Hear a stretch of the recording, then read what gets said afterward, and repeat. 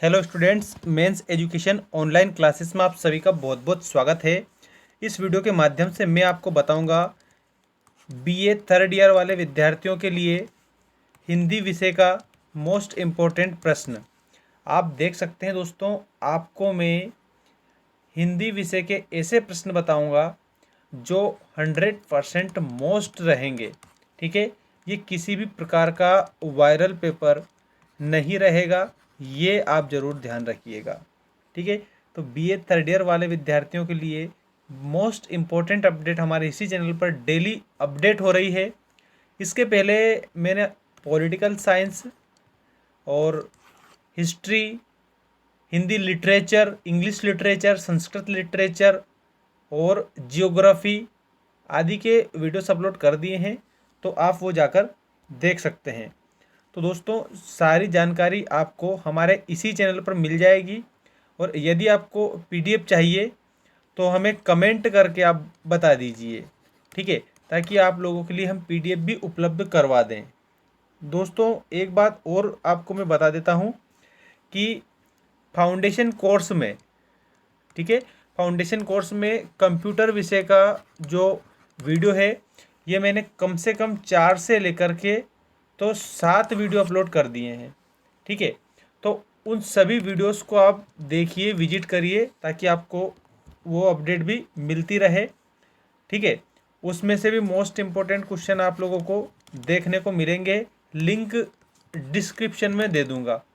तो चलिए बात करते हैं हम हिंदी विषय के मोस्ट इम्पोर्टेंट प्रश्न, जिसमें पहला जो आपका प्रश्न रहेगा वो रहेगा काव्य गुण से।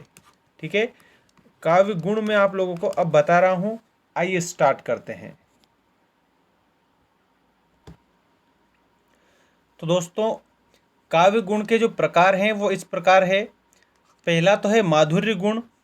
ठीक है, इसके बाद में आपको याद रखना है ओज गुण, और ओज गुण के बाद में आपको याद रखना है प्रसाद गुण।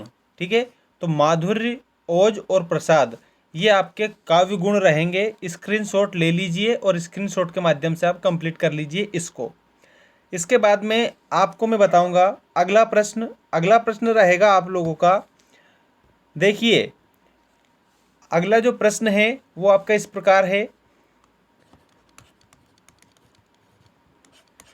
इसमें दोस्तों शब्द शक्ति आपसे पूछी जा सकती है। शब्द शक्ति कितने प्रकार की होती है, तो आप बताएंगे शब्द शक्ति मुख्य रूप से 3 प्रकार की होती है, जिसमें सबसे पहली तो आएगी आपकी अभिधा, दूसरी आएगी लक्षणा, और नंबर 3 वाली आएगी व्यंजना। ठीक है, अभिधा, लक्षणा और व्यंजना, ये शब्द शक्ति रहेगी। इसके बाद नेक्स्ट जो क्वेश्चन रहेगा वो आप लोगों का संज्ञा से रहेगा। ठीक है, संज्ञा किसे कहते हैं, तो आप याद रखिए, किसी भी व्यक्ति, वस्तु, स्थान, जाति, गुण, दशा, अवस्था आदि के नाम को संज्ञा कहते हैं, मतलब कि नाम को आप याद रखेंगे। ठीक है, मुख्य रूप से इसके प्रकार कितने होते हैं, तो याद रखिए मुख्य जो प्रकार हैं ये 3 हैं। ठीक है, कितने हैं? 3। तो 3 जो मुख्य प्रकार हैं उनमें सबसे पहला तो आप लोगों को याद रखना है व्यक्तिवाचक संज्ञा, और इसके बाद में दूसरा याद रखना है जातिवाचक संज्ञा, और उसके बाद में तीसरा याद रखना है भाववाचक संज्ञा।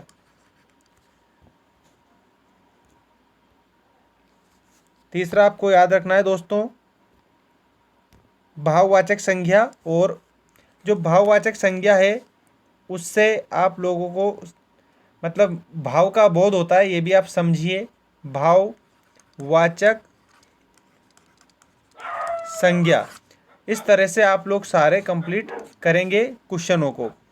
इसके बाद में एक प्रश्न की ओर डिस्कस हम कर लेते हैं।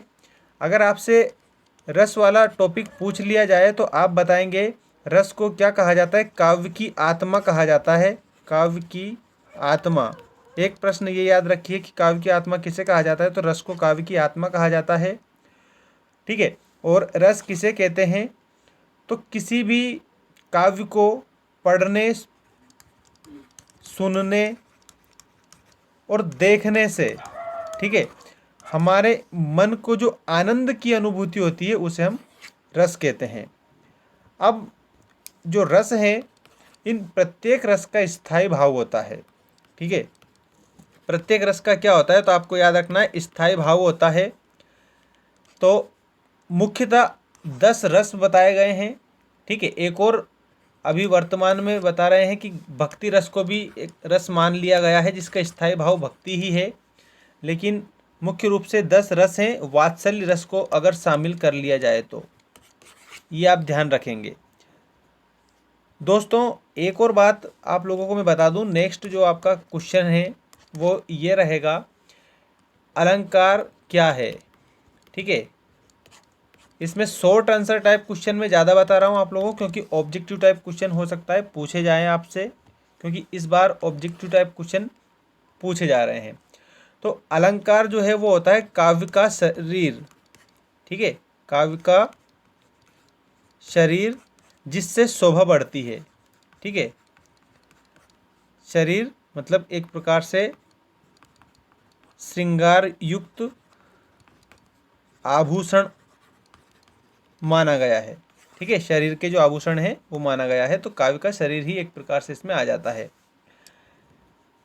और काव्य की शोभा बढ़ाने वाले धर्म तत्व जो है यही अलंकार होते हैं, ये भी आप ध्यान रखिएगा।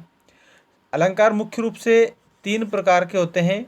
एक तो होता है शब्द अलंकार, जिसको शब्द अलंकार बोला जाता है।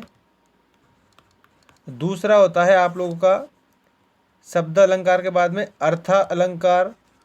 ठीक है, और उसके बाद में तीसरा एक और भेद बताया है, वो है उभय अलंकार। उभय अलंकार, इस प्रकार से ये 3 अलंकार भी आप याद रखिए।